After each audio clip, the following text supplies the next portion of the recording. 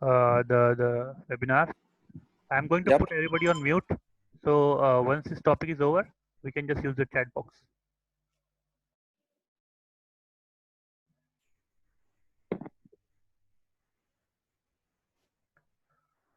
Okay, guys. Hi again, all. Yeah, bro, we are all here. You can start.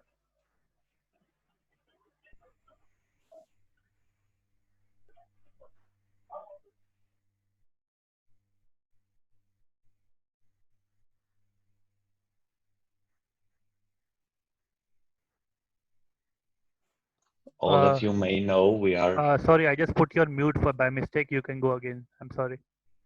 Yeah, now all is yeah. okay. Now all is okay. Now I can hear you. So we are there in Monster Poker Club, and I'm here too. I want to give back some info, some stuff that I'm working in past years, and try to know you well. And so this is the agenda for today's course. You can see the stuff that we are going through, and then after we will end, we can have a question and answer, so we can talk a little bit.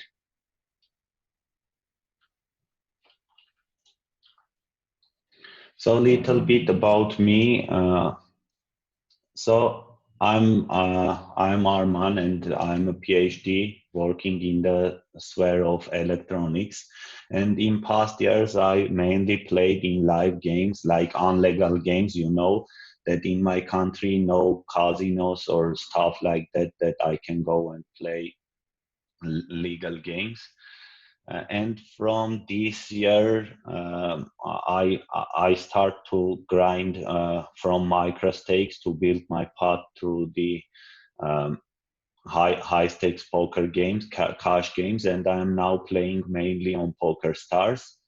But I have played also on the other sites too. But the field and the people, the fishes, more fishes are on Poker Stars nowadays, and there are I have a very good win rate, and you can see here I played almost 15k hands, and I have a 14 big blind 200 ratio.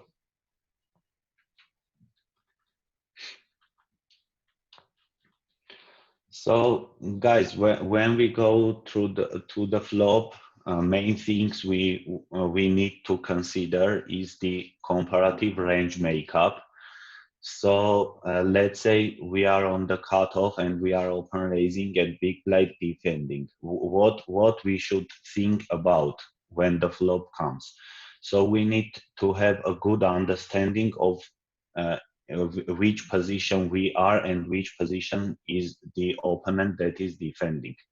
And after that, when we can like realize what the ranges make up, and we can start to think, are we are going to bet or are we are going to check after the opponent's check? Because mostly when people defending out of position or just cold calling from the out of position, they are mostly checking on the flop. Why it is coming? Because when they are cold calling, they are capped, their ranges are capped, and they uh, can't give aggression on the flop most of the time. So the aggression on the flop can be, let's say, 10 to 20% of the time, and the other 18 they are checking and waiting to in position player uh, to do the stuff, to do the initiative. So when opponent checks back, the first thing that we should consider is, do we have a marginal hands in this spot? Do we have a lot of marginal hands in this spot to bet the flop? And also we need to think about, if we are betting now, should can opponent defend on this bet, or we need to check and realize our equity on the next streets, because let's say in the situations when on the flop we have top end hands, let's say top set or top two pair, top pair, we are blocking a very big portion of opponent's value range, and after our bet, the opponent has big fold equity numbers. So we should think, go through this thinking process on the flop and understand how we should proceed there. So guys, if we are connected, if you are understanding what we are talking about, please just type yes on the chat, so that way we can understand.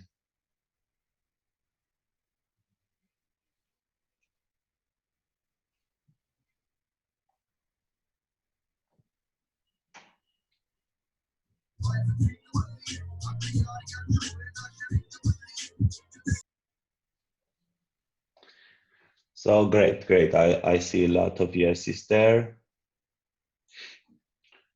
So the main factor on the flop would be RVRI, this fourth point. So what is RVRI? RVRI is range versus range interactions.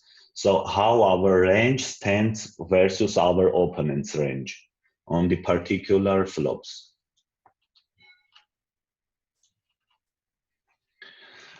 Okay, now we can go through to understand what should be our frequencies of betting, because this is the hardest part of understanding the GTO solutions, GTO play in heads-up pots, or even two-way, three-way pots, because if you see the simulations of GTO solving hands, you can see that there are many mixed strategies that for our mind, for human mind, it is hard to understand, that it is hard to implement in our game.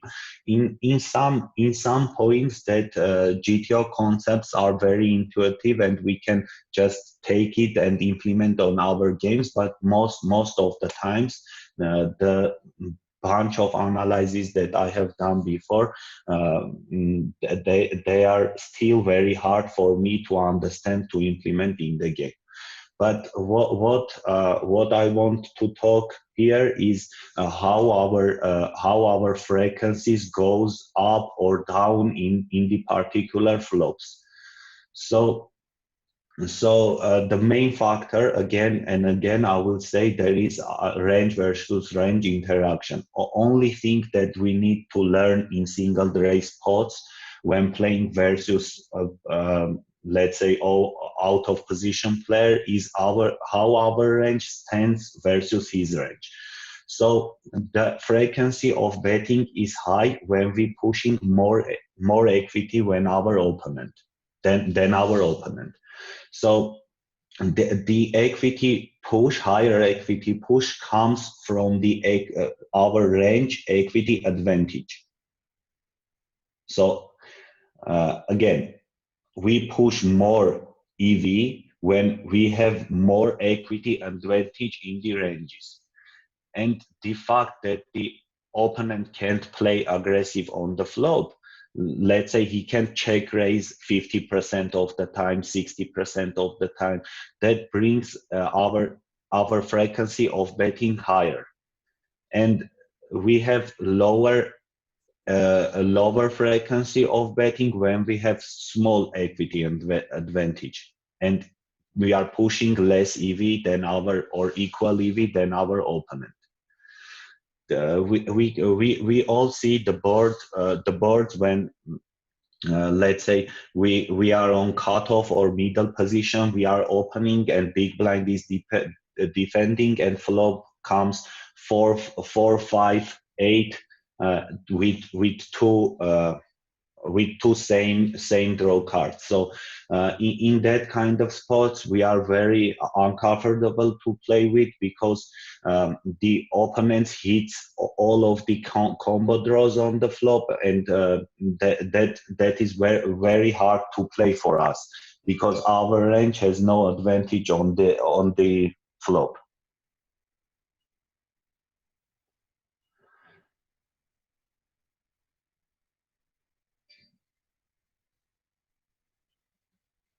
Okay.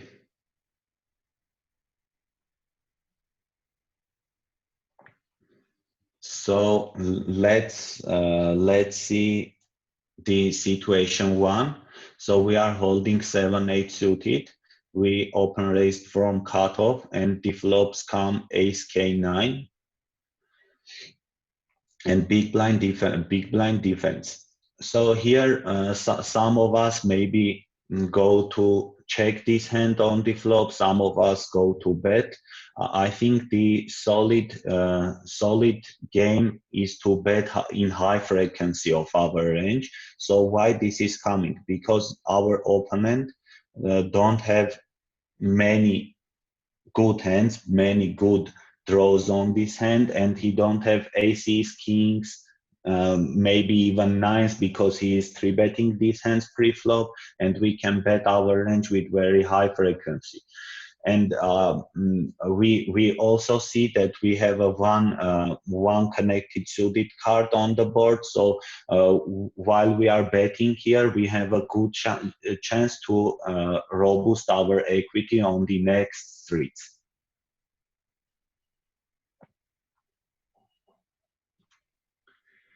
So is this good, guys?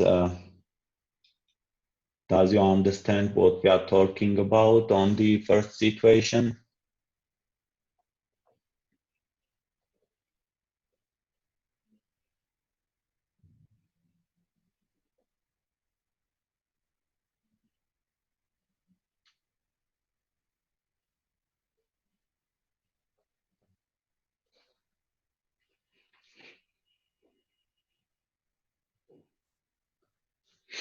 Sorry.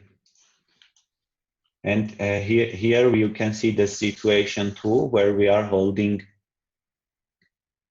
ace king suited, and big blind is defending again, and flop comes 3-2 suited and 9. So here on this flop, we can't bet on very high frequency or high frequency, because our range is bet connected to this flop, and RVRI, our range versus opponent range makeup is bad. So our opponent range actually is crushing this board, because he have all these KX suited combo hands, Queen X suited combo hands, Jack X suited combo hands, which we can defend in later streets. Let's say if five of hearts coming later, we bet here, and five of hearts coming on the turn, the opponent just crushes this turn count, and we have a very small equity and expected value. So we need to check more on the flop to understand what's going on the turn, and to play a good game. But as we are playing GTO, as we are trying to implement GTO game, we need to have a very aggressive post-flop game. So we can still bet here, but our bet sizing and frequency goes down, let's say, to the mid to low frequency, to 25 to 50%. Okay.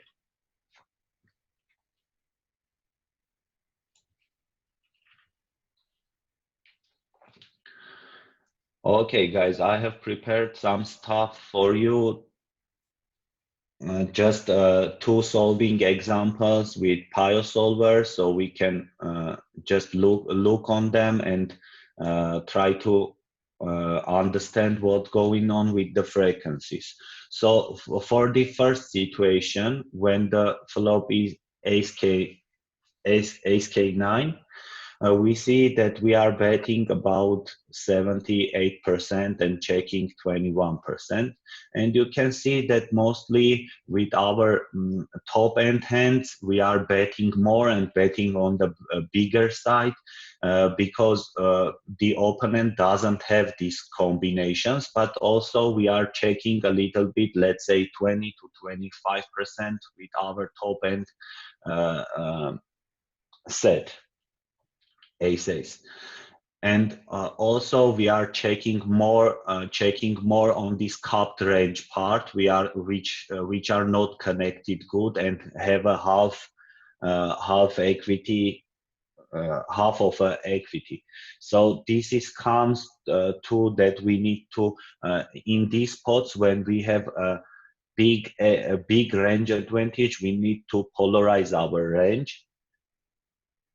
So we need to have a good polarized range, which is consists with very good hands on the river and nothing bluffs, just airs on the river.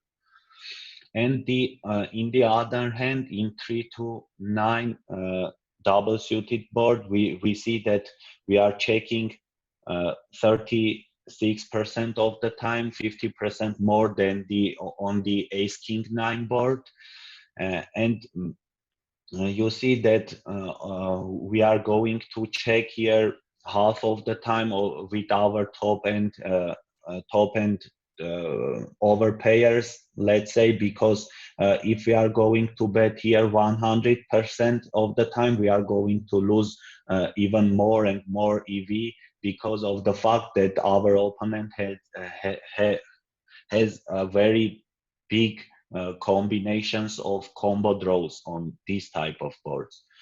But also we need to protect our equity with our big pocket pairs too. And this range type I will call cupped range. So we are betting with the half of the our good combinations. So on the river, let's say if our opponent check raises to us, we can see that we have a very small combinations of aces, kings, ace king, and we can start to fold there our top hands and have a good cupped range with good bluff catchers, blockers, and stuff.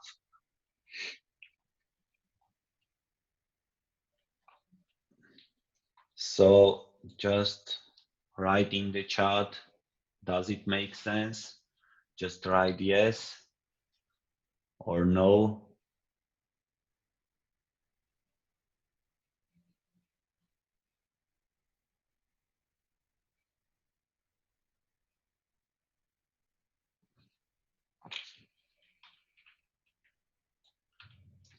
Okay. So now a little bit talk about bet sizings, how you should navigate them and how you should play in different spots, in different boards.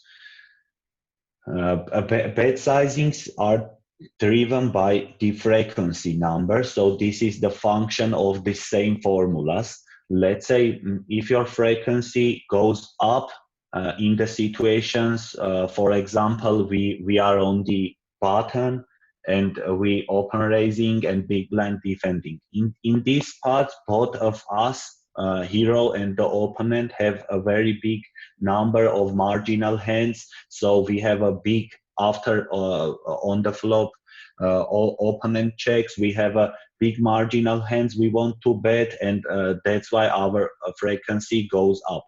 But these marginal heads have they don't have a very big equity number, so you can see that our range is capped there, and we have let's say 30 to 60 or 70% of equity. So in that cases we need to bet in a smaller part. So for me, I'm betting in these spots about 33% of the pot. And fact that that we have a low frequency low frequency, our range is going to be more consistent on the turn, and we are going to bring our range more polarized on the later streets. Okay, so what I want to bring here then, that when we have a low frequency to bet, uh, we need to take from our ranges uh, very good hands and bluffs to make our range more polarized. So for example, you can find a lot of formulas on the Google available, or I can share it later on the Monster Poker Club, the good formulas to how to determine your value to bluff ratio, which is very simple, and you can use them on the flops to see which portion of your range should be bluffs and which portion should be value. So for the summarizing this part, we would say we are betting in a bigger part when our frequency and is lower, and we are betting in a smaller part when our frequency is bigger. So my suggestion here is to not go crazy with the sizing stuff, and just take two sizings for each spot, each individual spot in when you are in single raise spot and you are in position. So for me, works more these smaller sizings, 25 to 33%, when I have a more of a cupped range and I have more marginal hands than a strong hands or bluff. And when I'm going in a bigger size, when my frequency goes down, this comes when, let's say, our in first position, UTG or EP, and we are open raising and small blind, big blind defends us. So in that spots, my sizings go up. Mainly, I am betting 75% or over betting 135%. When I have low frequency to have a good polarized range on the river. So here you can see how your range should be looking on the river when you are when you have a good balanced range through the flop and through the turn. So you can see for the first one, when our range is capped, our equity is let's say bit of a static numbers, a bit of the starting numbers of equity, and doesn't change tremendously. So when our range is polarized, we have a hands where we have very low equity numbers, and then the big portion of our range have a very good equity numbers.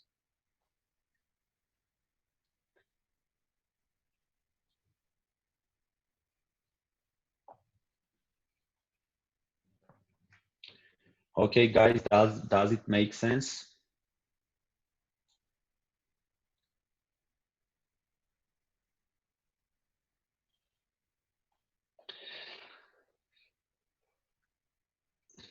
So we are going to keep this lesson simple to bring.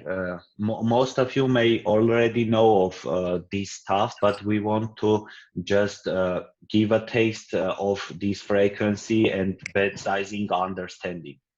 So. And I want to bring also a little bit talk about this GTO and the exploit play, because nowadays there is a bunch of very good, very creative regulars that are mixing GTO and the exploit play in these in their strategies, and I want to start our group to start to learn both of these factors of the game. So for the GTO one, I want to say that the GTO is the most profitable play to play in the game in the long run. But it is still very hard to understand the lines that our GTO brings to us. That mixed strategies are killing the mind and the mind process, but we still are going to slowly learn and bring a new things, understand the new concepts of it, and we can also simplify the GTO strategies to have a good strategy in game, in live game or in online game. So mainly in the multi-way pods, the GTO strategy is not necessarily the case because they are not very good solvers, let's say, um, or the stuffs that can help us to go mainly in the details of the multi-way pods, but the concepts of the heads-up game attached to multi-way pods too. And the exploit one, this is the best strategy versus other fishes in the game, and the best strategy with the persons that we are playing a lot, and we can just watch their hood stats and exploit their tendencies, let's say. But for this part, if we are not playing versus the fish, we need to have a very big sample size, hand sample size, to understand the tendencies. The big sample size is, let's say, 2,000, 3,000 hands played against each other to have a basic understanding how he's playing his ranges, how he proceeds through streets, does he have good value to bluff combination on each street. So this is very hard to. But when we are starting to understand tendencies of the players, this is very easy to implement. Let's say, for example, if our opponent defending to the check raise on the river 10% of the time, we can go and add some more bluffs in our ranges and check raise more on the river, so we can instantly get more expected value in that spots. But again, we still need to learn these tendencies. And for summary, I would like to say that we need to hardly work in the GTO aspect and exploit aspect of the game, and we are going to do that in our lessons.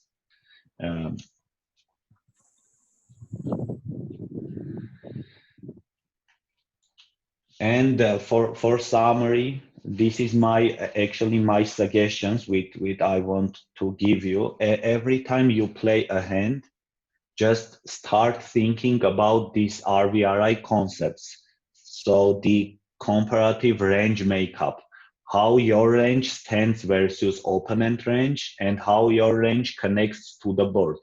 That information will give you a very good understanding of how your frequency should be on the flop. You can divide your frequencies to 3 parts. Let's say when my RVRI is bad on these type of boards, I bet with low frequency, let's say 25 to 30%. And when my RVRI is middle, okay, there is a question for RVRI. RVRI is range versus range interaction.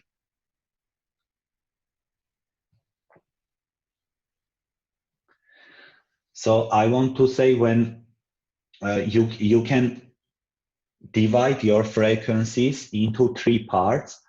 low frequency, mid frequency, and high frequency. And for each spot, if your RVRI bad, you can start to have a low frequency, to 25 to 30%. When your RVRI is, let's say, middle, you have same kind of hands, you can bet in middle frequency, 50%. And when your RVRI is like crushing the boards, you can bet on the higher frequencies, and um, uh, and we can bet the higher frequencies on the bigger portions of our range. So, but we also need to consider um, that our frequencies is a function of bet sizing.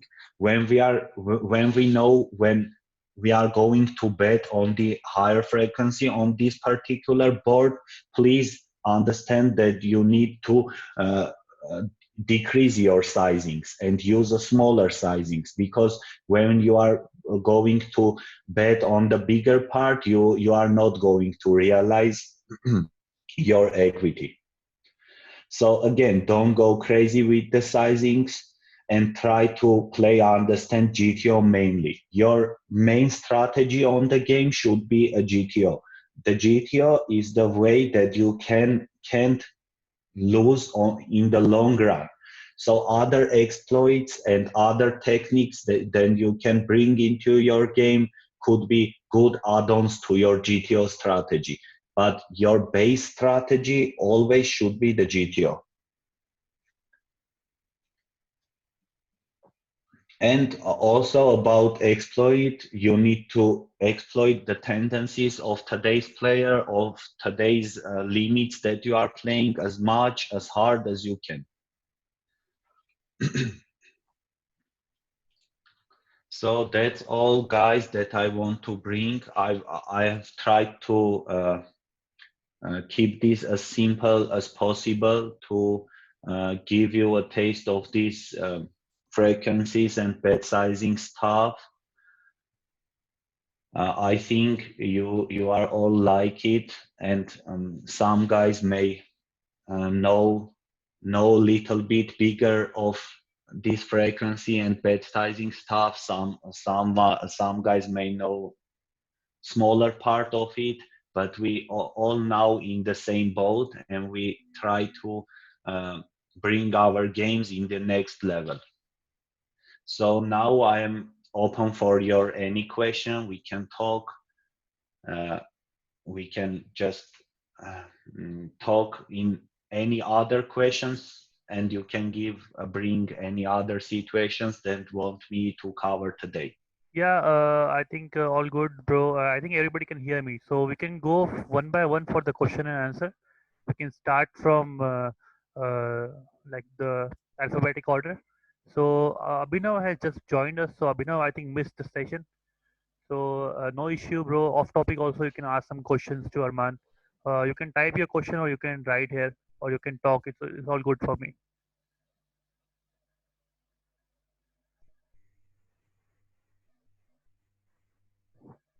Yo, Abhinav, you there?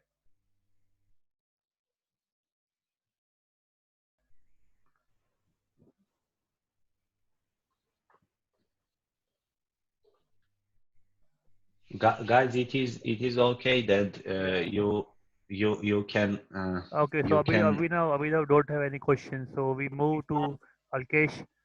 Uh, Alkesh, do you have some questions? You can type or you can speak also.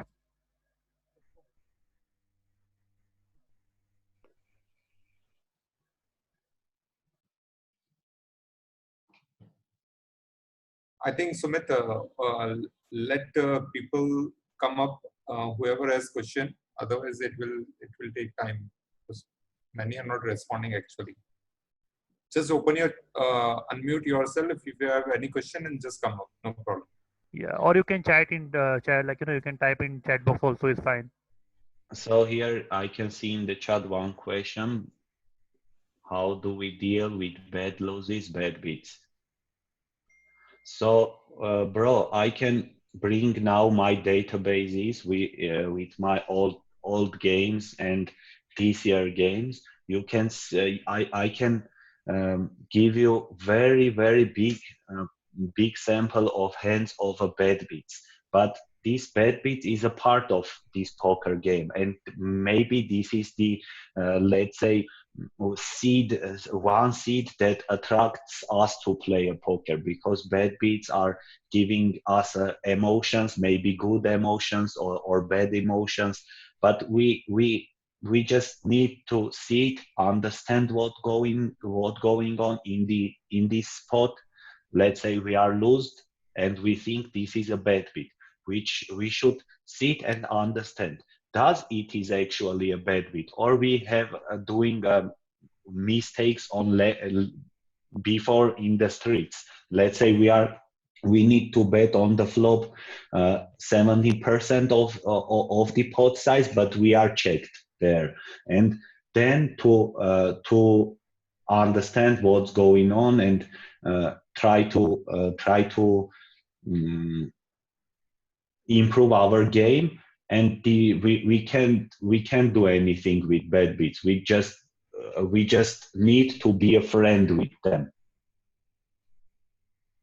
Don't get angry. Don't do any stuff. Just understand that it should be in the game, and be and understand the question. Understand the process of the game.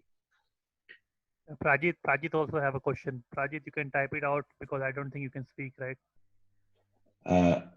So I'll speak up. No problem, Sumit. Yeah. Just a simple question with regards to what you've taken us through. I think it's been informative. So you gave us examples of two separate board textures with two separate hands, and we've opened from different situations. I just wanted, for the sake of everyone here, if we could cover another board texture, preferably, let's say we open and the board texture is monotone and we have three cards of the same suit. How does that kind of a board texture affect our betting frequency and our bet sizing on the flop? If we could just spend 2 minutes on that, that's my question here. okay. If we are going to understand monotone boards with the middle hands, yes, let's say 4-8 Jack or Jack Queen monotone board.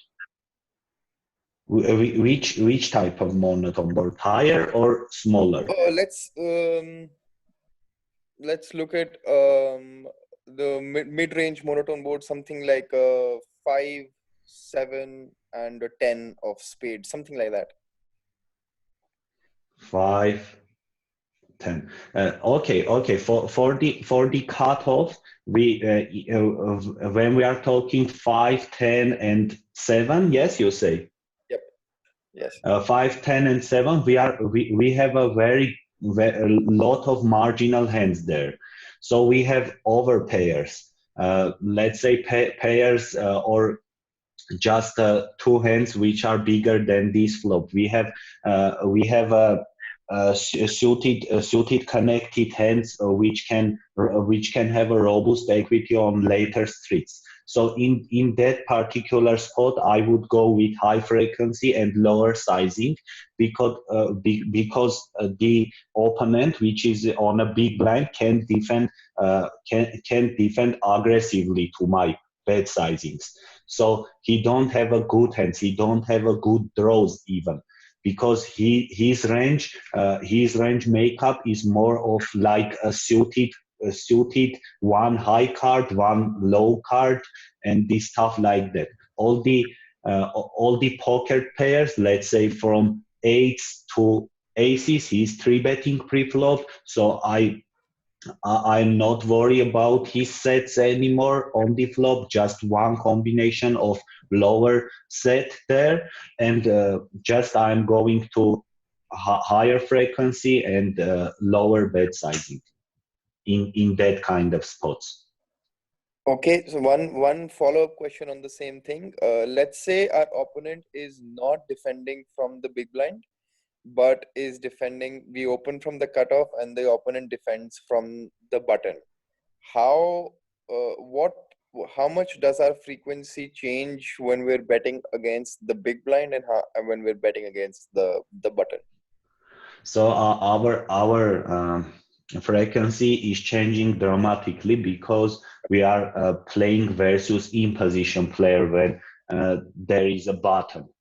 When we are playing versus button, we need to lower up our equity to, let's say, 50% to 45 to 50%, because button player can play aggressively versus us. So he have all the good draws, all the good sets after the big blind acts. So um, when we are playing versus out of position, this is a different thing, different spot. We need to go with in the lower part of our frequencies. So I want to bring one more thing. The preflop initiative is not a thing. So the initiative in poker is nothing. All the stuff is coming through this frequency and bet sizing process is the RVRI, comparative range makeup, and position. Okay, so from this, what I think the biggest takeaway would be that, for example, I'm just going to bring one more example for the group here. For example, I open from under the gun, right, early position, and the guy who is right next to me under the gun +1 defends. Everybody else folds. So from my understanding of range versus range comparison, our ranges are going to be merging with each other a lot. So I'm assuming frequency has to be the lowest in this particular situation. Yes, that is the lowest betting frequency in that situation. But bro, your examples are when we are out of position. Out of position, correct. But this lesson we are covering for in position player. So maybe that's why we have a little bit mixing things. No, I understand. Thank you so much. Thank you too. The questions are very good. We have one more question here. How to react after missing a draw on river? Let's say if we have king of diamond, queen of diamond, and flop comes jack 7-5. Turn is king of heart and 9 of hearts. River is 9 of hearts. You can see Cybox have typed a question there. Yeah, I'm reading. Just give me a couple of seconds.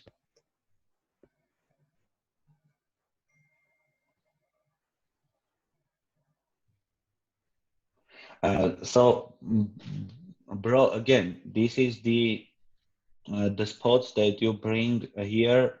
I can see the positions of the player.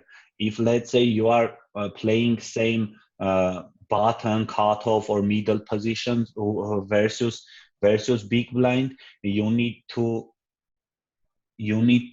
go here with the let's say you need to value bet, but a little bit on a smaller side here, because so the draws that you are not so the draws that not covered on the river, but you have a very good hand, which is a king and queen kicker, which is a mid type of kicker here. Or there is one more option. If you are out of position in that kind of spot, you can use this hand for a bluff catching situations.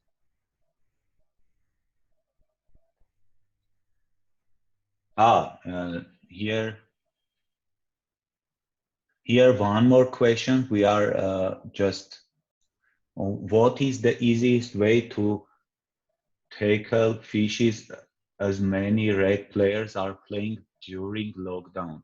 I didn't understand the questions. Amrit, sorry. No, it's okay. You move forward to the next question. How to execute bluffs properly? The other question from Shubham. How to execute bluff from? So, bro, every time you are bluffing, you need to think of your ranges again. Let's say how much how many bluffs can you have in this spot? If you think and you understand that you have a very big portion of bluffs here, you are in the wrong way. Bluffs should be taken from the let's say semi bluff hands on the turn and the blocker bluffs on the turn again. So you need to understand when you are betting semi bluff on the turn. Does this hand is a good bluff on the river? Does I am blocking any part of the opponent's value range? And then to proceed with that. But also when we are executing the bluffs on the river, just think that way. If your sizing of the bluff goes up, if you are bigger on if you are betting on a bigger side as a bluff, you need to have a smaller percent of the bluff combinations to have a good polarized range overall. If you are betting smaller part, uh, smaller sizing, you can have a bigger portion of the bluffs in your range. Okay, so that in that way you can balance your range a little bit and play with this bluff to value bet stuff. Okay. So for the properly bluff execution, I will suggest you to use only hands that have a good robust equity on the turn, and the other ones is when you are when you are blocking most part of an opponent's value range. Yeah, so I think Yash have question. Yash, you can come on mic.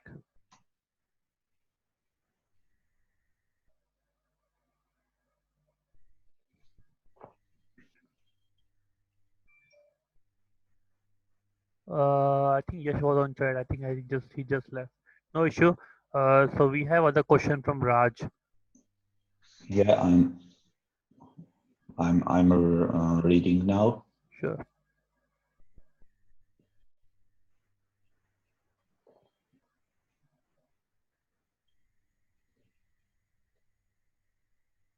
So, Raj, it depends. The pot is 3-bet or single raise pot, the stuff and your position. And ace 3 is not a top end hand in this particular flop, but you need to understand that you are blocking aces of your opponents. So if this let's say a 3-bet pot and you called ace 3, I will suggest you to just check back and play aggressively. If any bets on the flop, you can start to raising because the opponent can have all kings, queens, and he can't defend good in that type of flops. They start to set mine themselves if we are talking about smaller limits, not mid stakes or high stakes. They are going to set mine themselves, and they are going to do a lot of mistakes. So my suggestions to play very aggressively in 3-bet pots. So also one thing I want to bring here is aggression is the key of winning in the poker, but your aggression should be should be realized, and you need to have a good strategy, good aggressive strategy to play a solid poker. Okay, don't sit and grind and just bet. Just try to understand your way of playing, and just write us and write to the group. Let's say in 3-bet pot, I am betting here that that hand, let's say 100 samples, and so I'm getting the same result minus EV. So we can try to figure it out how we can change your ranges to bring you a more expected value in particular spot. Okay. Yeah, bro. We can move to next question. So we have like 5 more minutes to go. So we'll answer 3 more questions and then we can wrap it up. So here I have a question from Ankur. You can read it out, bro. Or should I read Yeah. it out for you? I can read. Yeah, So yeah. how do you handle the situation when villains are playing with wide ranges and with stick to strict ranges as per out position? Does it make us predictable and can be exploited? How to adapt? So when our opponent is playing out of position on the wider side, and you are finding that he's a uh, calling station. He has a calling station tendencies, and he's calling wide, he's calling flop wide, calling turn wide. Just bring your ranges a little bit tighter, little bit. Let's say for 1 to 2% tighter, and play very aggressively versus that type of players. If you hit something, or even if you have a good bluff, good blockers, start to raise him, check raise him, if you are out of position, and bring all the aggression on that type of players, because when people keep their ranges wider, they can't balance their ranges properly. They are going to do a lot of mistakes on later streets. So my suggestion is to play very aggressively on that type of players. Yeah. So Deepak is typing the question. In meanwhile, if somebody else have some questions, can I bring it up? Here is one question. What should be the bet sizing on the flop for open-ender straight draws and flush draws? Kindly suggest for late position and middle position. Bet sizing on flop for open-ender straight draws and flush draws. So that type of hands is going to the part of semi bluff, semi robust equity hands. So you should understand that you are going to hit that type of hands on the flop very frequently. And if you are going to hit that type of board draws very frequently, you need to drop down your bet sizing, okay? Let's say 33 to 25%, but in a very high frequency manner, okay? Also, I will suggest that flush draws, you can divide it into the two parts. Let's say top uh, nuts flush draws and lower ones.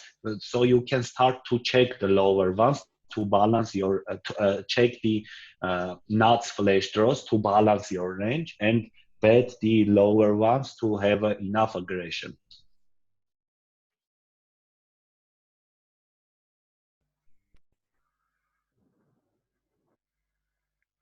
Yeah, Deepak, you there, bro? You type your question fast because we're going to wrap it up in 2-3 minutes. Anybody else have some question can type in chat box.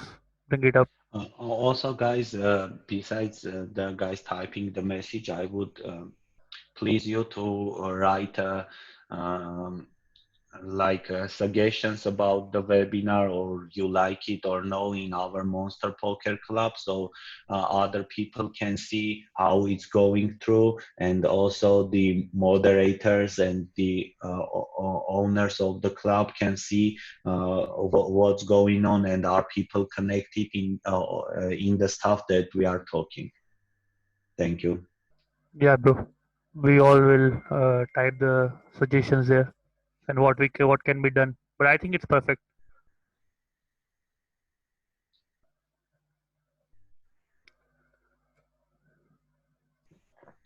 So I think Deepak haven't typed his question, so we can wrap it up from here.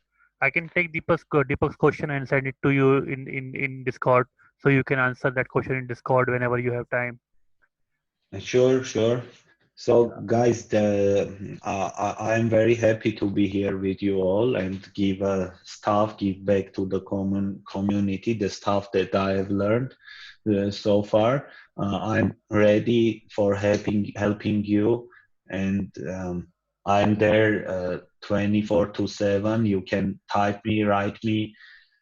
I will be there to help to figure out, to analyze the bunch of stuff because this poker is our lives. Yes. Yeah, bro. Thank you. So we all know he's available on Discord by the name of uh, 8 Ace 10 8. I don't know why that number come out of your ID. I don't know, but that's So, the that's his ID on uh, Discord. uh, yes, What that what that what's is that my. number for? You can explain us why that kind of ID number you have. Actually, bro, that is comes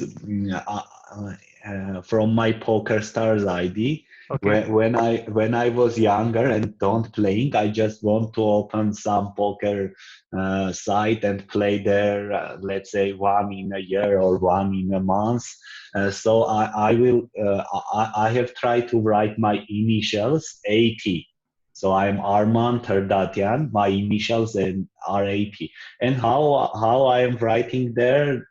So they say the name is not available, name is not available, and Okay. uh, I have um, end up with that name. So I'm just typing your ID here. This is the ID of Arman in Discord. So anyone can reach him out or tag him on any post so he can answer your questions. So here we are. We can wrap it up from here. It was a very good journey. Praji, do you want to add something?